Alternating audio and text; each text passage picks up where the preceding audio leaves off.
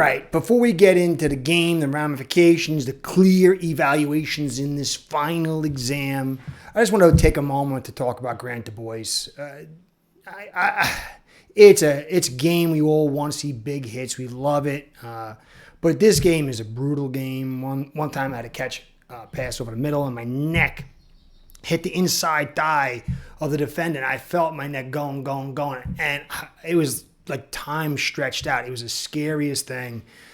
And I can't imagine what he's going through because his quantum level's higher, cutting his jersey off his helmet, boarded to the stretcher, and then shipped out, and everyone around him. It was grim. It was scary. We got to pray for Grant Du Bois. This game is a beautiful game, but it's a brutal game, a violent game. Let's just pray he's all right. And that's the most important thing. But beyond that,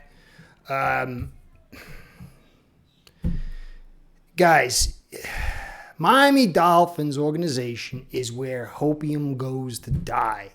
Think of all the hopium evaluations, and I'm sure they don't come from a bad spot. You want your team to do well. You want to find the good in your organization, kind of push off the ugliness.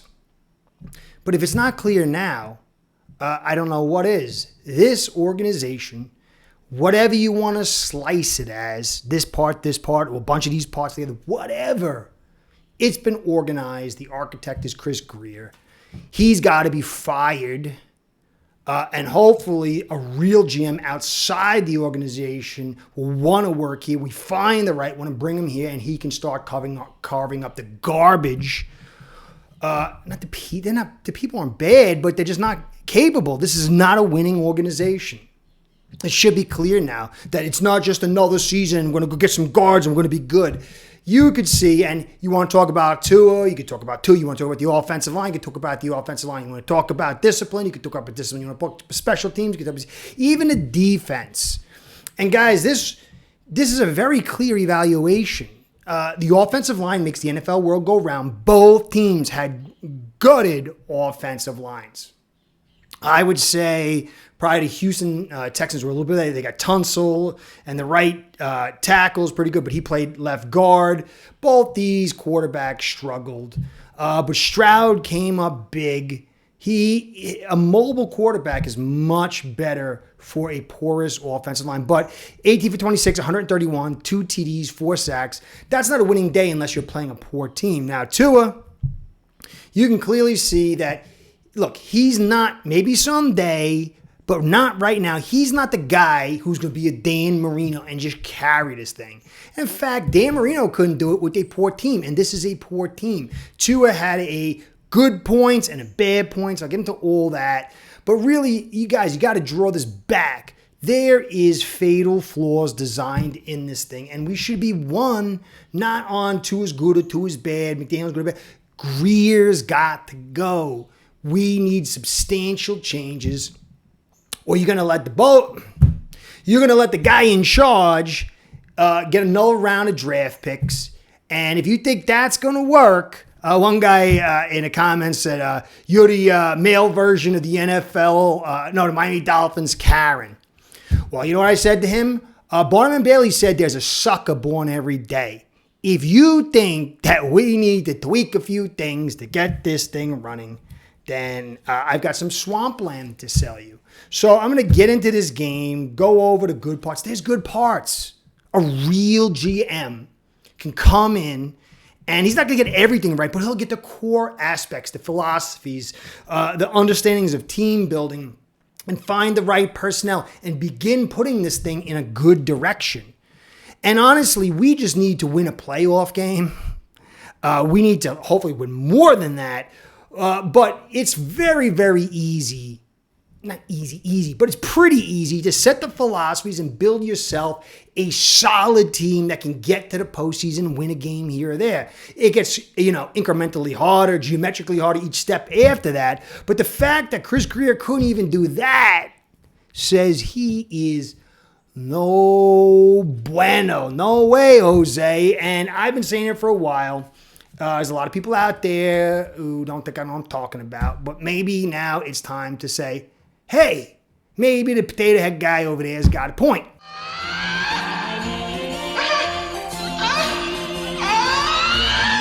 So anyway, don't forget to like, subscribe, comment, hit the notification bell. I started saying something and I had to cut it because I'm not really good at the sales thing, but I need it. It keeps me on this channel. It's their channel.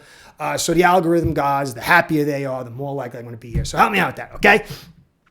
So Dolphins lose 20-12. And yeah, I mean, Tua threw 3 picks and had a fumble. He is obviously right there as a primary reason we lost. And you go through his day. I mean, the sack, fumble, Eichenberg, Eric Smith, he talked about how the guy had his hand on his throat and he drove him back. It's fair, but you can't be driven back like that. And Eichenberg was the guy. And the fumble really wasn't his fault. He wasn't holding the ball. You could say maybe a penalty should have been called on that, but there was a lot of penalties that were weirdly not called and called. So it's a bad day for the refs in a lot of regards. The interception over to McDaniel kind of hinted at that maybe Hill's supposed to undercut that. We don't know what these guys are supposed to do when certain things happen. You could say, all right, the yellow pick, not so hot. But for me, the big pick was the one at the end. If Hill was supposed to undercut it, then okay, but if not, it's terrible. But remember, these guys are throwing with anticipation. That's the way it's designed. The pick at the end, I put on Tua and Hill. It was a little short. He didn't follow through. He kind of half shot it. It was a little short, but you're paying $31 million to Hill, who had his hands like that. It was a huge catch, contested catch, which he doesn't always shine at. He had some good moments. That 3rd and 16 was a nice one. Tua had some good moments, but this offensive line is really set the table for him to be under pressure and to have to carry too much and not be able to run the football. He had the nice touchdown pass in the corner to Jonnu, but obviously 3 picks and a fumble. That's going to be the primary reason. And that's the thing you can talk about. You can say definitely his injury history and the questions about his clutch. Now, for me, I don't think any quarterback should have to throw this much. He ended up throwing 40 times in this game, 26 compared to Stroud. We ran 19 and they ran 20. It's a bad balance. You don't want a quarterback. Look with Allen. He can do a lot. Sometimes he just performs these, huge games. But when he had to carry week in and week out, he started collapsing. And you don't want that. We averaged 52 yards on the day, which is horrific. Okay, so we had 19 rushes for 52 yards, 2.7 yards per carry, and 1.53 after contact. It's 1.2 yards before contact. It's garbage. You cannot expect a guy who's not the uber mensch of super elite to have to carry this. It's designed poorly. But on top of that, he made bad decisions. I don't think he's the highest level of clutch, but he clearly is a pretty darn good quarterback. And if you uplifted these things, he would be better. His time to throw rose to 2.17, which is like one of the fastest in the league this week, I bet. And it rose, and the pressure came on after that. Average depth of target, 4.4 yards per completion, 5. There was check down Charlie all day with the screens. But there's a reason for that. We were blitzed 4 times. 52% pass rush mitigation. That means we ran half of our plays with screens and play actions, and we still had 28% pressure. That's insane. You compare it to Stroud, who you saw had a tough day. He was blitzed 30% of the time. We were blitzed 10, and he had 25.8% pressure. So the blitzing was higher than the pressure. And that means there's a couple plays in there where you can make big plays because you hold the things off and you make completions. On the other side, it was 10% and 28%, which is terrible. It's no bueno. So Tua is clearly not the guy who's going to carry this team on his back. He's a piece of the puzzle. I think he can be a good piece, but you need a run game. You need a more conventional offense. You need sometimes to say, hey, Tua, you are going to sit in the backseat. We're going to use something else. This system, this scheme with this offensive line, this design, he cannot ride it into the sunset a hero. And there's not many that can. Look what they did with Allen. They said, okay, we're going to run the ball more. And it helps. We want to build a better offensive line. We want to get some tight ends. That's what needs to be done here. Tua is not the elite of the elite. He's kind of what I said, an 8.5. He still can work on pre-snap reads if we ever get them. And we can have an offensive line get to the line of scrimmage early and make some moves. There is a little bit of a nervousness in there, and he clearly can't carry, throw the ball to victory every day. But who really can? How's Mahomes doing it this year? Is he doing that? No, he's doing the movement thing in the big moments and making some clutch plays. But the defense and the run game and the offensive line and the coaching is doing it. Tua is not that guy. But he's still a darn good quarterback. We need to raise the thing up. Now, people are laughing, why are you making a big deal about OBJ? $2.5 million. A broke team with no depth. You could have used that money to find a tackle who you could have had in reserve, or another offensive line. You could have groomed him so you didn't have to just throw Calm in there. Or you could have kept, you should have been somebody you can use, because poor the boy's got injured. He's not going to be around for a while. Waddle got injured. Who knows when he's going to be back? And then you got Hill with the bad arm. Washington's a good player. That's a guy we found. He's good in the kick return game. He's a guy that we didn't have to spend 2 firsts on Waddle and a whole draft practically on Hill. We could have had one or the other and some offensive linemen and found guys like Washington to fill this thing out. But Greer has a very awkward understanding on how to build a team. It's kind of like Spacey. Now, Jonnu is another good player, can't block, but he can catch. He had a nice touchdown, a couple of nice plays. But you can see they're honing in on the screens. We were like 30% screens on a day. That's crazy. Why? Because he can't throw? No, because we can't block.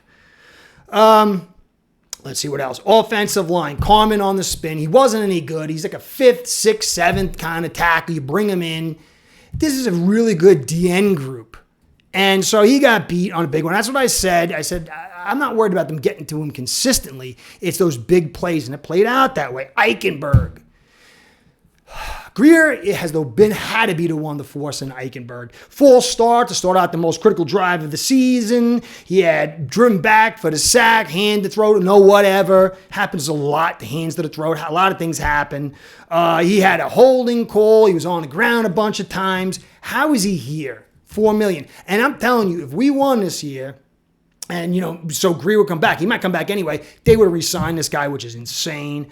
Paul, I thought pretty good during the day. He gave up some pressures. It was a good DN group. I thought he was pretty good. Jones, he had some pressure that was led to a sack and a holding call. He's supposed to be the right guard where Eichenberg is. He's supposed to be getting the help. Instead, we got him at left guard. He's an inside zone guy in a run-heavy system, a run-balance system, and he's in a wide zone in a pass system. Totally ridiculous that we got him here. It's not terrible. He'll make a roster. Eichenberg won't make a roster. I doubt Eichenberg makes a roster. He's going to be like a Dieter, way back in the most desperate team in the world will put him on there in the back end. Brew, I thought had a solid game, but you could see again Settle on the one play where he had the holding. He can't handle power. I think he's better with a better unit design, but we don't know the design stuff here. We're kind of poor. Malik, like I said, was really, really good. Achane, you could see catching on the outside, but he can't run. So nobody can run inside. We can't block. Defensively, you got Chop. Remember Chop sucks? Chop had a good... they had Fisher over there, who's not really that good. I think he's a rookie. So he feasted on not so good, but not everybody can feast on not so good. I thought he had a good day. I still wanted Sweat. I still liked him. But huge sack in the 4th quarter. Sealer's another guy, real stud. My man Cody... Mr. Success was talking about if we had Sweat and Sealer, these two guys would be here for a while, but a nice combo. He had a sack, had a couple of big plays. Those are guys, I thought Brooks had a decent day. Ramsey, he didn't really let him plays, but he just didn't look comfortable. He was open he let guys open a couple times, so it didn't really happen. I don't think I got to check the stats. Kohu had a good day today, but Holland doesn't like to tackle. Walker missed a tackle. I think he's maybe hurt or something. I don't know. The defense, though, is okay. This is a very bad offensive line. And when we face good offensive lines, they get lit up like a Christmas tree. When they face bad offensive lines, they're able to slow things down. But we got some nice pieces. I don't think Weaver's terrible. I think he's pretty good. He's okay. A lot of it's the talent and the balance with the offense and the defense. McDaniel burning timeouts. I kind of understood not calling before the 2-minute warning. I still think going deep I don't know. I don't think he's the best of the best. I think he's got talent. I think he needs to grow. I just don't think he can get this team ready. This was a critical game. This was a must-win game. And the special teams on that 4th and 2, the reverse for the first down. Our special teams are terrible. How these guys stay here. When you look at this whole soup, we can't beat a good team. And don't talk about the injuries. They had plenty of injuries. They're not so good. They're like an above average team. They gave away tons of draft picks. They started building 2 years ago, rebuilding. And they're ahead of us. They're a better team than us. They're going to win the division 2 years in a row. They went to the playoffs, won a playoff game. We can't even win the division or a playoff game. It's time to liquefy this team. I don't understand. If you're a sensible person, you can't realize that Greer's got to go. Will we win next? We could maybe lose the next 2. Maybe 3. I don't know. But I don't think there should be any way that any content provider who's being honest or fan who's being realistic, you can do whatever you want, it's football, should accept anything but Grier getting canned. The offensive line's so good. Guys, you don't win like this. Tehran is who knows when he's getting back. You bring Lamb in, that's nice, but he's old. He's retiring next year. This was ridiculous. It was almost like Chris Grier knows that he's just coming back no matter what. And he just kind of has to make it close to keep his job. He really wasn't trying. Next year, we're broke with $3 million. A guy's going. It's going to be worse next year. And so I think it's tear down time for the Dolphins. I hate to say it. I'll get into the numbers a little deeper. But this offense is just, everybody does the same thing. I said that they're rushed to 4, high leverage by the linebackers, play over. And if they've got those good corners and the pass rush guys, they just play patience and wait for the red zone and hold you to 3 and maybe stop you once before, and you're not going to get out of that bad schedule look because they know you can't run. I said the running was going to be the key. So I'm not going to always be right, but I am right this time. I've been right about Grier since 2021. I've been right about the offensive line. It doesn't mean I'm always right, and I haven't been always right. But I don't know. I doubt I'll be always right in the future. But the core elements Curtis is nailed, and if we don't rally around it, they'll somehow sell us another suit hustle. So I'm sorry. Cody, my man, said he's not watching football anymore, Dolphins football. That's sad. So I wish I had better news for you, but I'm honest. I'm not here to sell you anything but the truth. My evaluations have been the same since 2021. No matter how much it moved this way or that way for a couple of games a game, or how much hopium was thrown at it, because I will never lie to you. Won't always be right. So, Curtis saying, be well, go Fins. Curtis out. Let's get rid of this bum Grier. Today, by getting signed up with aceperhead.com service that'll allow you to book action on sports from all around the world.